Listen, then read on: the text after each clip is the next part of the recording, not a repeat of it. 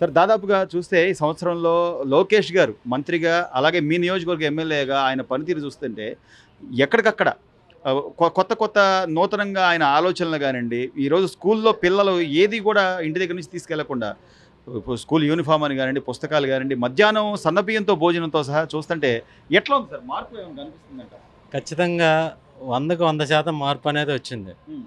ఇప్పుడు గవర్నమెంట్ స్కూల్లో ప్రతి విద్యార్థికి మధ్యాహ్నం భోజనం కానీ, హ్మ్. బట్టలు కానీ, తల్లికి వందనం పేరుతో ఎంతమంది పిల్లలుంటే అంతమందికి 13,000 కాడికి వాళ్ళ కళ్ళల్లో, తల్లిదండ్రుల కళ్ళల్లో ఆనందం. హ్మ్. పిల్లల్ని కూడా ఉత్సాహంగా బడికి పంపించాలనే ఆలోచన కలుగుతుంది. అయితే ఇది మటుకు నెంబర్ 1 హ్మ్. డెసిషన్. హ్మ్. కాకపోతే నా సలహా, నా సూచన ఏంటంటే, హ్మ్. అది ప్రైవేట్ స్కూల్కి కాకుండా ఓన్లీ గవర్నమెంట్ స్కూల్స్కే పెట్టి హ్మ్. ఒక చదువుకునే పర్సన్స్ అంటే అటెండెన్స్ నిమిత్తం కానీ, పర్సంటేజ్ నిమిత్తం కానీ అవును. అలా ఇస్తే హ్మ్.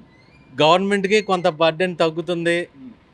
పిల్లల్ని కూడా గవర్నమెంట్ స్కూల్ పంపించడానికి ఎంకరేజ్మెంట్ అనేది తల్లిదండ్రులు చేస్తారు. సో అంటే ఒక్కొక్కటి మార్పు చేసుకుంటూ వస్తున్నారు సార్. గతంలో స్కూల్స్‌లో గవర్నమెంట్ స్కూల్స్‌లో ఇంత పెద్ద మెజారిటీ గాని లేకపోతే అన్ని మార్కులు లేవు. గత 10థ్ క్లాస్ మార్కులు చూసినట్లయితే ఎక్కువ శాతం ప్రభుత్వ పాఠశాలలో చదువుకున్న పిల్లలకి 550 పైన మార్కులు చాలా వరకు వచ్చినియి.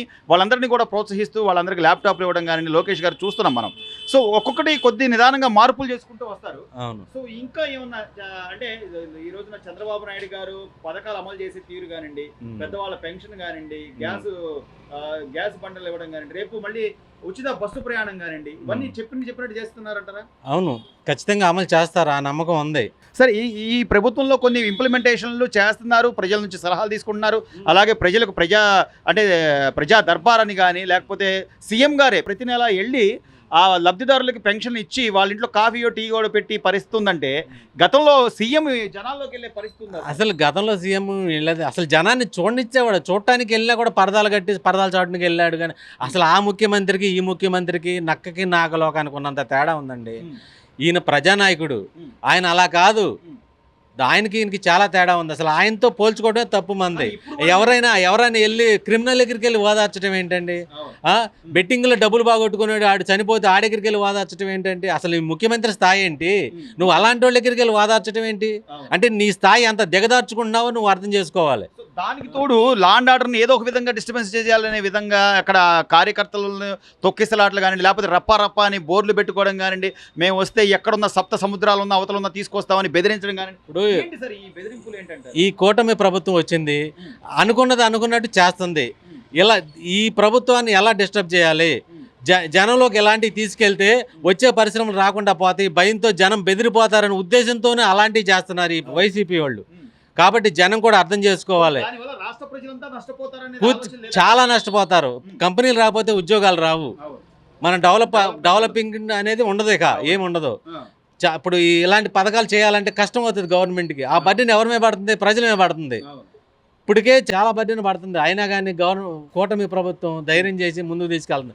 ఈ ప్రభుత్వాన్ని ఎలా బదనాం చేయాలి, ఎలా ఆగం చేయాలనే ఉద్దేశంతో వైసీపీ వాళ్ళు పని కట్టుకొని చేస్తున్నారు. కాబట్టి ప్రజలు వీళ్ళు చేసే పనులు ప్రతిదానికి సపోర్ట్ చేయకుండా ఉంటే మంచిది. సో అట్లాగే ఈ రోజున స్వేచ్ఛగా మాట్లాడుకోగలుగుతున్నాం. ఏదైనా మీరు పెద్ద చెప్పినట్టుగా ప్రభుత్వం ఎలా చేస్తే బాగుంటుంది, అలా బాగుంటుంది అని సలహాలు కూడా ఇచ్చే పరిస్థితుంది. గతంలో అట్లాంటి పరిస్థితి లేదు. ఇప్పుడు ప్రతిదానికి ఏంటంటే, ప్రతి పని చేసే ముందు జనాన్ని సలహాలు అడుగుతున్నారు ఈ గవర్నమెంట్. ఫోన్లు చేసి మీ సలహా ఎలా ఉంది, ఈ పథకం మీద మీ అభిప్రాయం చెప్పండి అని చెప్పాలి. చెప్పకపోతే గవర్నమెంట్ కూడా అర్థం కాదు. అందరూ సాటిస్ఫై అనుకుంటారు, కానీ కొన్ని ఇబ్బందులు కూడా ఉంటాయి. మంచి చెడు అనే తేడా ఉంటుంది. నష్టాలు ఏంటి, లాభాలు ఏంటి అనేది గవర్నమెంట్ తెలిస్తే అవన్నీ పరిగణనలు తీసుకుని ఏది చేయాలని ఒక నిర్ణయం తీసుకొని చేసిద్ది. కానీ గత ప్రభుత్వం ఇలాంటివి కాదు. నేను బటన్ నొక్కుతున్నాను, డబ్బులు పడుతున్నాయి, నేను బటన్ నొక్కుతున్నాను, డబ్బులు పడుతున్నాయి.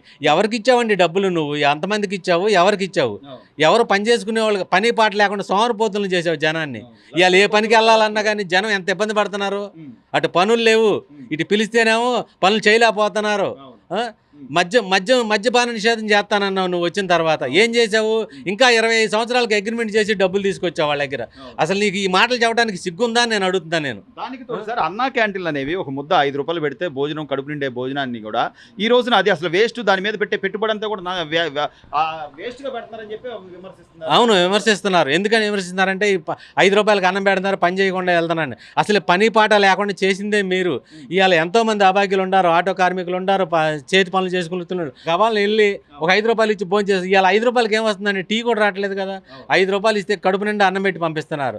అలాంటి ప్రోగ్రాంలని మీరు ఎంచారంటే మీరు ఎంత దుర్మార్గులో మీరు ఆలోచించుకోండి.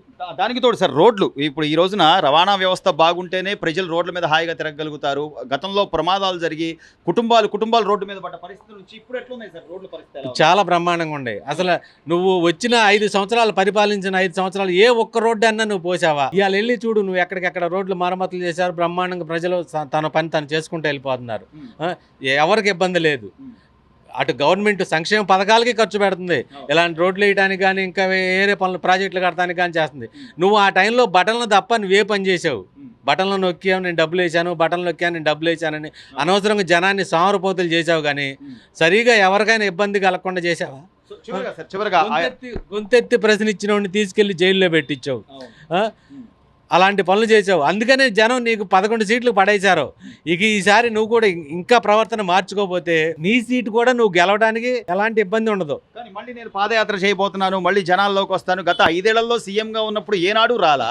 ఈ రోజున పవన్ కళ్యాణ్ గారు కానీ, సీఎం చంద్రబాబు నాయుడు గారు కానీ, లేకపోతే లోకేష్ గారు కానీ ప్రజల్లో మమేకం అవుతున్నారు, ప్రజల్లో ఉంటున్నారు. ప్రజా దర్బార్ అని చెప్పి కానీ, లేకపోతే వాళ్ళ సమస్యలు అంటున్నారు.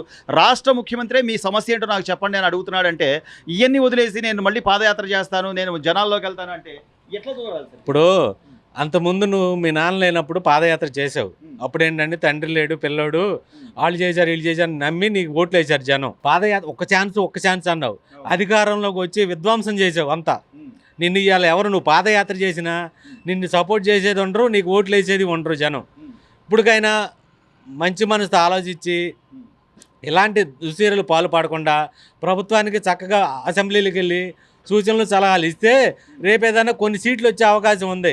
లేదు నీ ప్రవర్తన మారకపోతే నీ సీటు కూడా నువ్వు గెలవు. ఖచ్చితంగా చెప్తున్నావు ఇది. Please subscribe to Leo news for more videos.